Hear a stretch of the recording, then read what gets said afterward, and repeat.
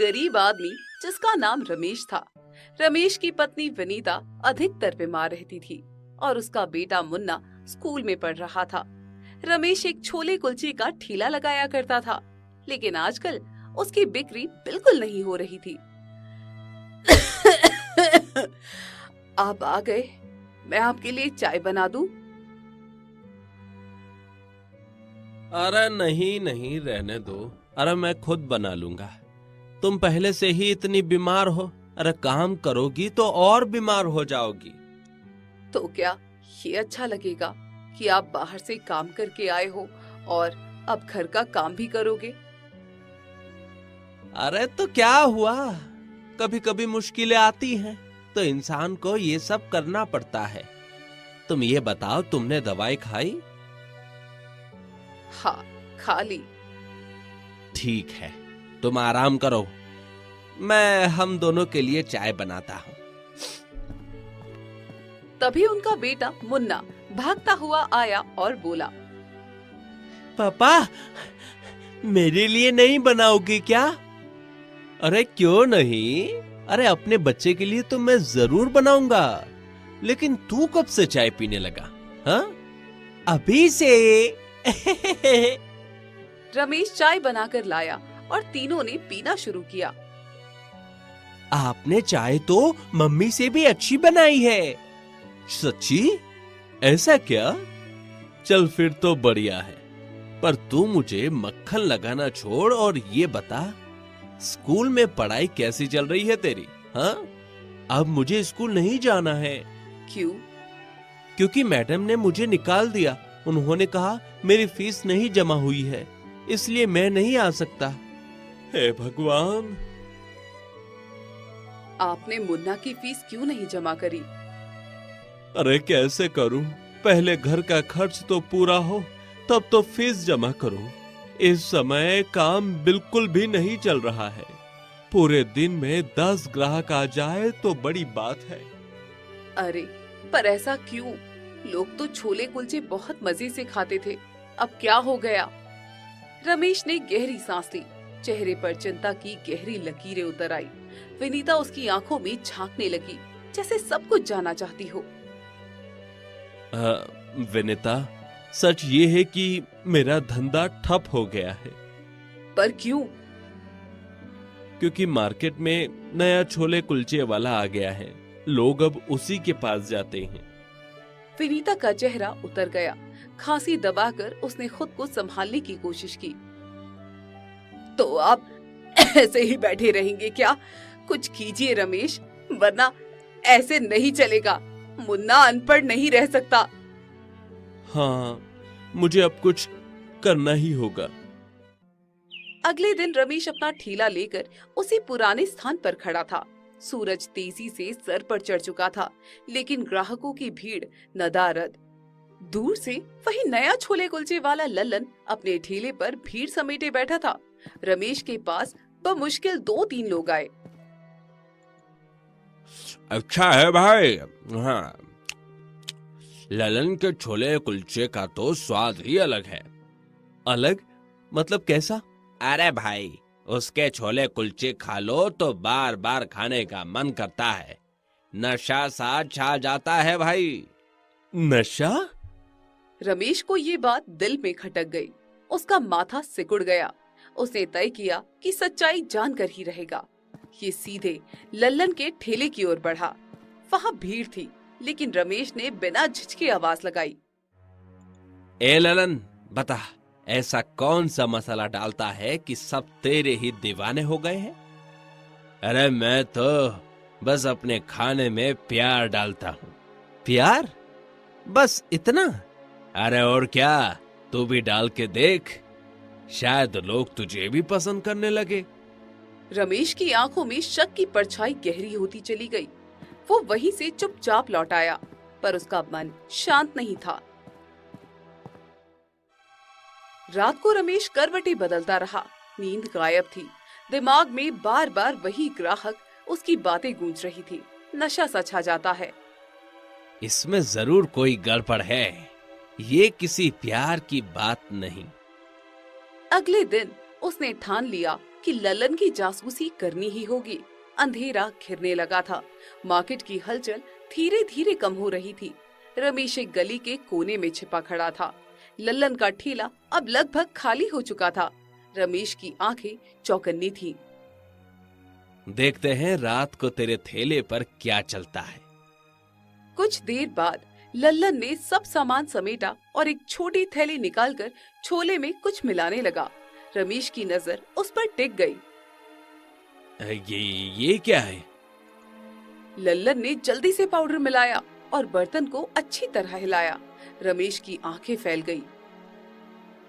हे भगवान, और ये तो नशे का पाउडर है। रमेश का खून खौल उठा। उसके हाथ कांपने लगे। मन हुआ कि दौड़कर लल्लन का गिरेबान पकड़ ले और सरेआम सबके सामने उसकी पोल खोल दे। ये तो मेरे बच्चे को बर्बाद कर देगा, पूरे शहर को लती बना देगा। लेकिन नहीं, गुस्से से ये काम बिगड़ेगा। मुझे चालाकी से खेलना होगा। रमेश का दिल धक धक कर रहा था, मगर उसने खुद को संभाला। अंधेरे में से धीरे धीरे हटकर घर की ओर बढ़ गया। रास्ते पर उसका मन बेचैन रहा। हे भगवान, इस दुनिया में क्या क्या होने लगा है। लोग अपने फायदे के लिए कुछ भी करते हैं। रमेश घर की ओर लौट रहा था। उसके दिमाग में तूफान मचा था। कदम भारी थे, दिल बेचैन था।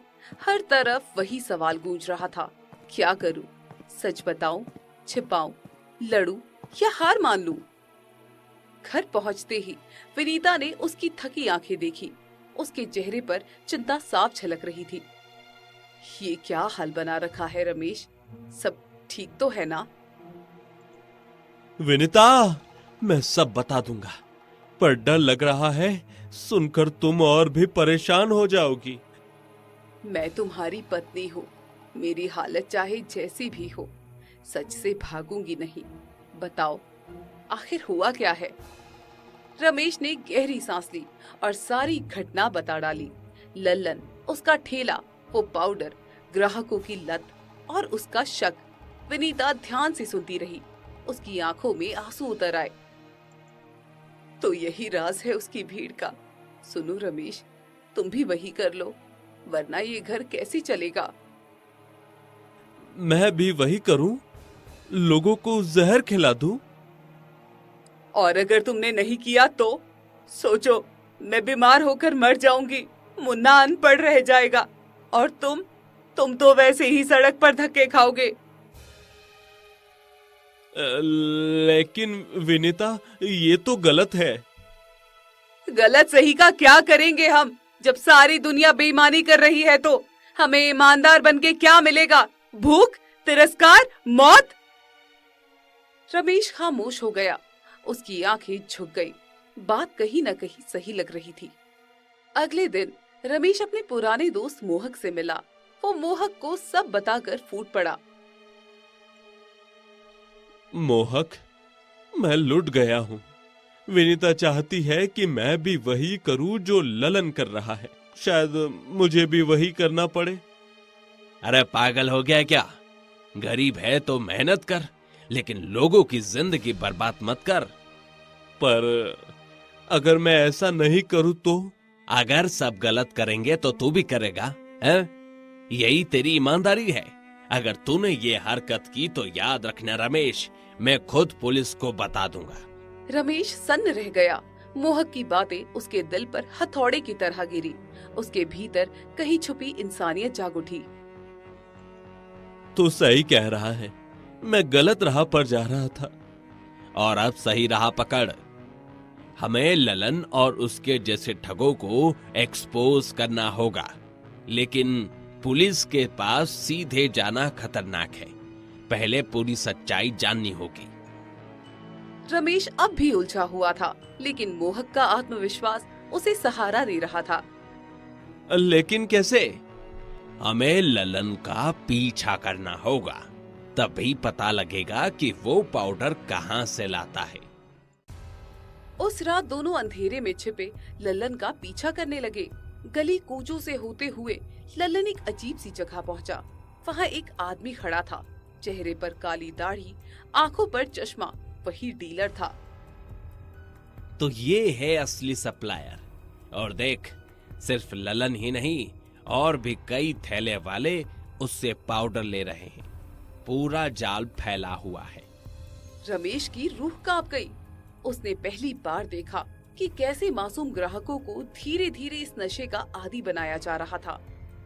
अब अगला कदम है, तू खुद उस डीलर से मिलेगा, तभी पता चलेगा कि असली खेल कौन खेल रहा है। लेकिन अगर पकड़ा गया तो? अरे डर मत, ये खेल समझदारी से खेलना होगा। अगले दिन रमेश हिम्मत करके डीलर के पास पहुंचा। डीलर उसे ऊपर से नीचे तक देखने लगा। कौन है रे तू?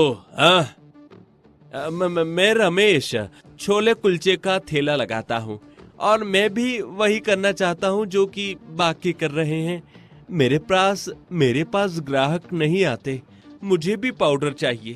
अच्छा, तो तुझे भी माल चाहिए?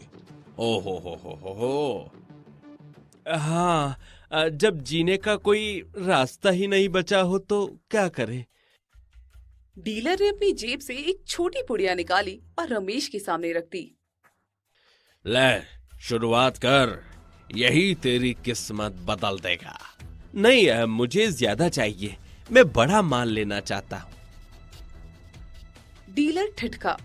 उसने रमेश को गौर से देखा और फिर अजीब सी मुस्कान दी। बड़ा माल चाहिए तो चल, तुझे मेरे बॉस से मिलवाता हूँ, वही तेरी डील पक्की करेगा। रमेश का दिल जोर जोर से धड़कने लगा, लेकिन वो डीलर के साथ उस रहस्यमयी जगह पहुंचा। वहां अंधेरा और खामोशी थी। एक ऊंची सी कुर्सी पर बॉस बैठा था। उसकी निगाहें किसी शिकारी की तरह रमेश को परख रही थी। अच्छा, तो तू है नया खिलाड़ी? हाँ जी, मैं बड़ा माल लेना चाहता हूँ, छोटे छोटे पैकेट से मेरा काम नहीं चलेगा। हिम्मत तो है तुझ में, चल ठीक है, लेकिन याद रख, ये खेल जानलेवा है। जान तो वैसे भी निकल ही रही है साहब, भूख से अब कमाई भी तो करनी है। बॉस ने इशारा किया और उसके आदमी ने बड़ा पैकेट रमेश के सामने रख दिया। रमेश ने कांपते हाथों से बैग उठाया और बोला, मैं पैसे का इंतजाम करके आता हूँ। पैसा लेकर नहीं आया तो यहाँ के अंधेरे में टाइम खोटी करने आया था।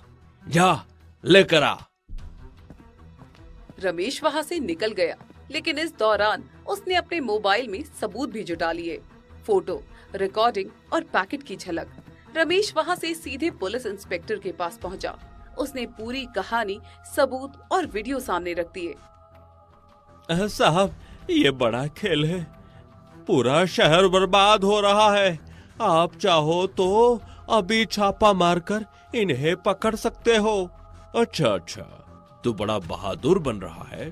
ठीक है, हम देखते हैं, तू जा। लेकिन 3 दिन बीत गए, कोई कार्यवाही नहीं हुई। रमेश का दिल टूटा। तभी मोहक उससे मिलने आया। मैंने सबूत दिए, पुलिस को बताया, फिर भी कुछ नहीं हुआ, क्योंकि पुलिस भी उनसे मिली हुई है। उस शहर में हर कोई उनके पैसों पर पल रहा है। तो अब मैं तो बिल्कुल अकेला पड़ गया हूँ यार। अरे अकेला नहीं है तू, सच हमेशा साथ होता है, और अब हमें पुलिस से ऊपर किसी को बताना होगा। इसी बीच विनीता की हालत और बिगड़ने लगी। उसकी सांसें भारी हो गई, दवाइयां बंद हो गई थी। घर में पैसों की तंगी ने सब बर्बाद कर दिया था। रमेश टूटा हुआ सा बैठा था, आंसू आंखों से बह रहे थे। हे भगवान, अरे मैं क्या करूं? सब कुछ मेरे हाथ से निकल रहा है। पत्नी बेटा सब डूब रहे हैं। तभी उसकी नजर अखबार पर पड़ी। एक बड़ा सा इश्तिहार चमक रहा था।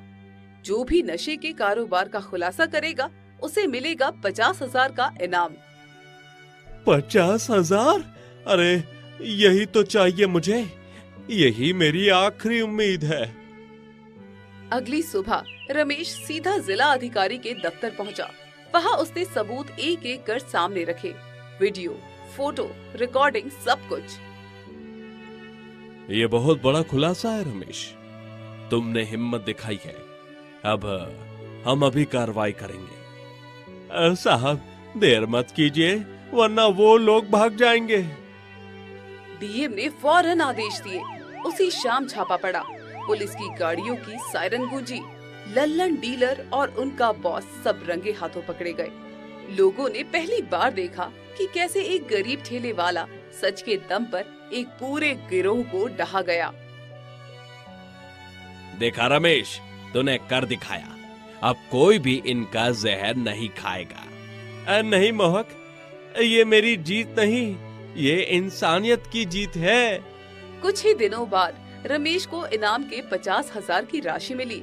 उसने तुरंत विनीता का इलाज करवाया। मुन्ना का नाम फिर से स्कूल में लिखवाया। रमेश, अगर तुम हार मान लेते तो शायद सब खत्म हो जाता। नहीं विनीता, अब समझ गया हूँ। ईमानदारी कभी आसान नहीं होती, पर वही सही रास्ता है। पापा, अब मैं बड़ा होकर भी आपके जैसा बनूंगा। नहीं बेटा, तुम मुझसे भी बड़े बनोगे। हाँ। आसमान में सूरज ढल रहा था, पर रमेश की जिंदगी में एक नई सुबह उग चुकी थी। उसने सिर्फ अपने घर को ही नहीं, बल्कि पूरे शहर को बचा लिया था।